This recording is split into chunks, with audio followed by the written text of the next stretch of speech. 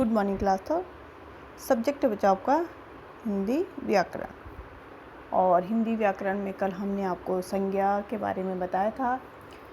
तो संज्ञा आपका अध्याय 4 में इसको हमने पढ़ा था कल कि संज्ञा किसे कहते हैं, संज्ञा के बारे में आपको बताया।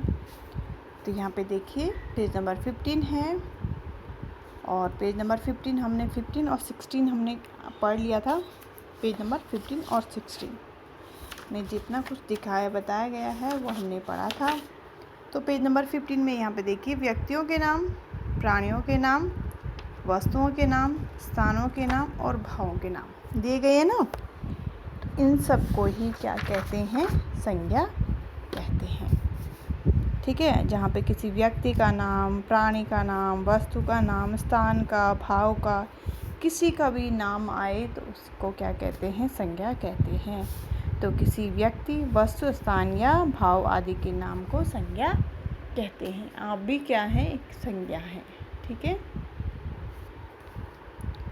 आगे देखिए यहाँ पे हमने बताया था संज्ञा के कुछ उदाहरण। ठीक है ना। तो हमने यहाँ पे क्या बोला अभी, व्यक्तियों के नाम, प्राणियों के नाम, वस्तुओं के नाम, स्थानों के नाम और भावों के नाम को संज्ञा कहते हैं। तो यहाँ पे देखिए कुछ उदाहरण दिए गए हैं। जैसे वस्तुओं के नाम में है पेन, दवात, सोना, चांदी, पीपल, दूध, दही, पानी, पुस्तक, लोहा आदि। तो यहाँ पे 3 उदाहरण हमको दिए गए हैं, पेन, पुस्तक और दूध। तो ये किसके उदाहरण हैं, वस्तुओं के नाम, संज्ञा के उदाहरण हैं, वस्तुओं के नाम हैं। फिर ये स्थानों के नाम, लाल किला है, जैसे घर है, विद्यालय है, आपका मंदिर है, मैदान है। ठीक है, जर्मनी, बगीचा, दिल्ली आदि, ये सब क्या हैं बच्चों, स्थानों के नाम हैं। तो यहाँ पे देखो 3 स्थानों के नाम यहाँ पे दिए गए हैं, जैसे लाल किला स्थान का नाम, विद्यालय स्थान का नाम और बगीचा। ठीक है, फिर व्यक्तियों या प्राणियों के नाम। ठीक है, श्री राम, महात्मा गांधी, मैरी कॉम, जाकिर और अब्राहम, माता पिता आदि। तो यहाँ पे देखिए मैरी कॉम, महात्मा गांधी और सेब, ये 3 क्या हैं, व्यक्तियों या प्राणियों के नाम। अब है भाव के नाम, सुंदरता, वीरता, मिठास, बुढ़ापा, हरियाली, मित्रता, बचपन, बुढ़ापा आदि। बताया था ना मैंने आपको, ये सब क्या होते हैं, भाव, जिसके आपको पता चलता है कि ये कैसा है, क्या है। ठीक है ना।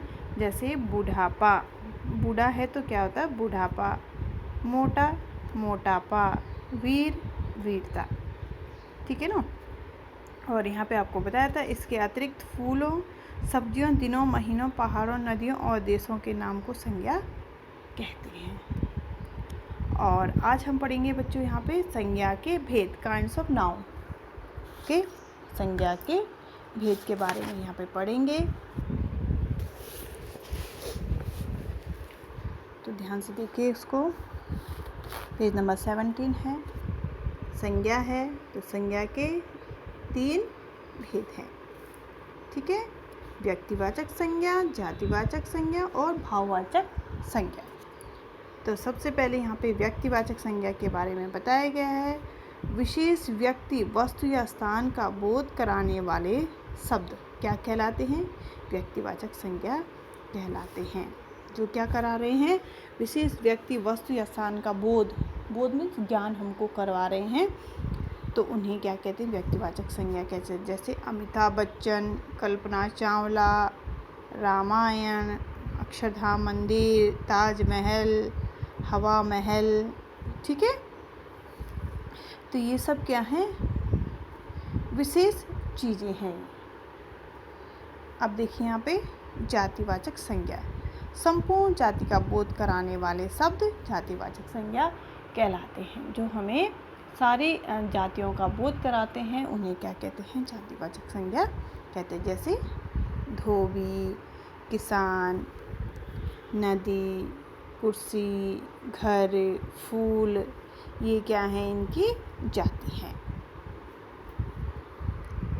फिर है इसमें तीसरे नंबर पे भाववाचक संज्ञा। ठीक है, तो किसी व्यक्ति, वस्तु या स्थान के गुण, दोष और भावों का बोध कराने वाले शब्द भाववाचक संज्ञा कहलाते हैं।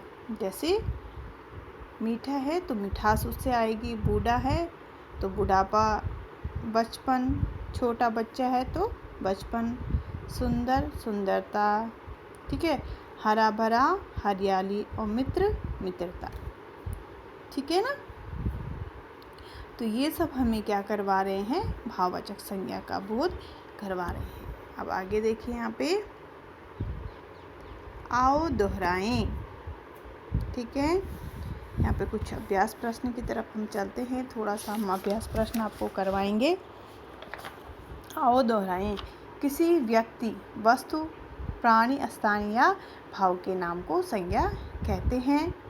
अब संज्ञा के कितने भेद होते हैं, 3 भेद यहाँ पे दिए गए हैं, व्यक्तिवाचक संज्ञा, जातिवाचक संज्ञा और भाववाचक संज्ञा, ठीक है। तो आज आपने क्या करना है, जो मैंने अभी तक आपको पढ़ा है उसको पढ़ना है, ठीक है, उसको रीडिंग करना है। जितना भी कल से मैंने अभी तक आपको पढ़ाया है, संज्ञा का जो पूरा अभ्यास है आपका, ठीक है, अध्याय 4, इसको पूरा आपको पढ़ना है।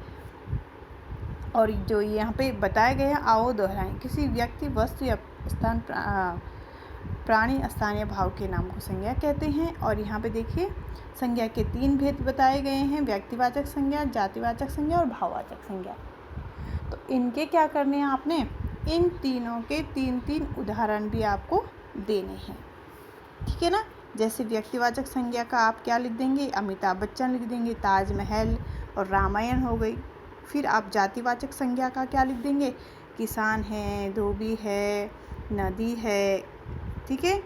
और भाववाचक संज्ञा, मिठास, मिठास है, बचपन है, सुंदरता, बुढ़ापा, कोई से भी 3 उदाहरण आपने इस तरीके से इनके लिख देने। तो ये आपका थोड़ा सा आज काम है, बाकी जितने अभ्यास प्रश्न हैं हम आगे इसको करेंगे।